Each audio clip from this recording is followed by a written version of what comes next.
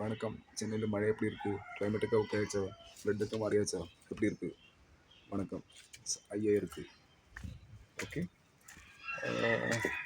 நான் இந்த கேரளாவில் இருக்கு. ஆனால் நீங்கள் எல்லாரும் சௌக்கியமாக இருக்கு வந்து உங்களுக்கு தெரியல.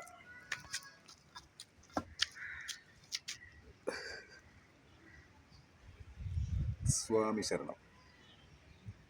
സ്വാമി അല്ലാതൊരു ശരണമില്ല മോനെ. മനസ്സിലായോ?